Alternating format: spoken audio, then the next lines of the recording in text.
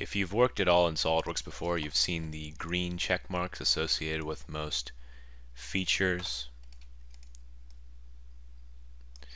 as well as check marks like this, which are associated with the sketch.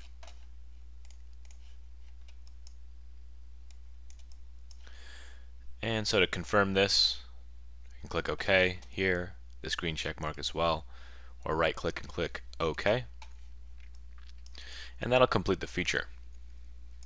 But there's also an icon that comes up that'll show a mouse icon with either the right or the left icon has an image, or both have an image. And that means that you can perform some sort of action based on that right or left click. For example, the select other option. If you click on a face, you can see with the mouse icon, that's just a mouse click. And on the right of that, you can see a little eye goggles. If I right click, that's going to remove out faces so I can select another surface or edge.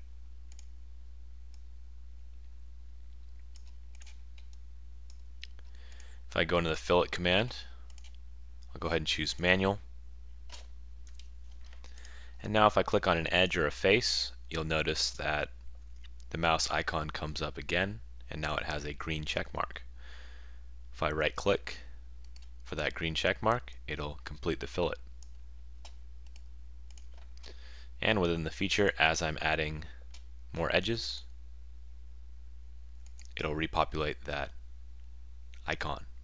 You'll notice that if I move far enough away, that green check mark disappears. And now if I right click, it doesn't complete the feature. So it's meant to be a shortcut, and if you're trying to do something else, it'll automatically remove out that icon.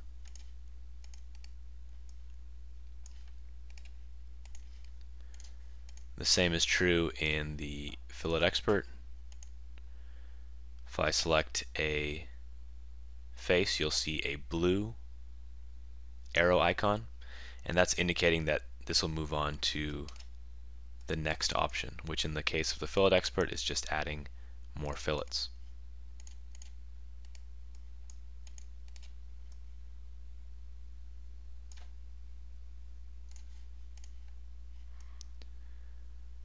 I can also create a reference geometry and get the same shortcut.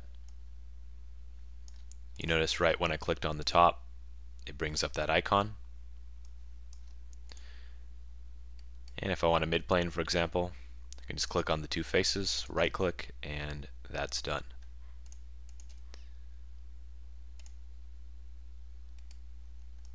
This applies for quite a few different features.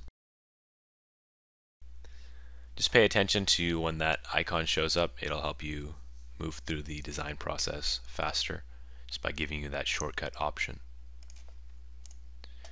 This also applies to the copy with mates.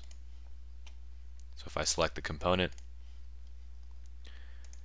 and then choose out my references, I can just right click and move on to the next one.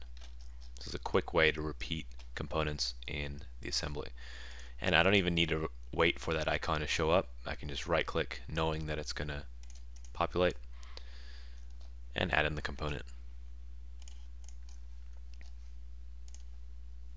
The last one I wanted to show in here is that if you're adding dimensions, especially to angled lines, you have the option of projecting it in several ways. So I can take the hypotenuse, the height, or the width. But oftentimes you'll be working with a very small dimension, and it'll be hard to lock in to that dimension without getting very close to the line or very close to another entity.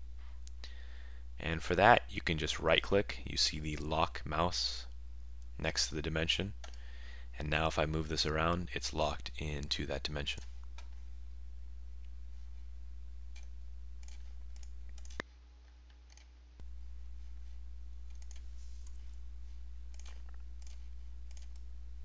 So just pay attention to where those right click icons show up. They'll help you quickly move through whatever feature that you're working with.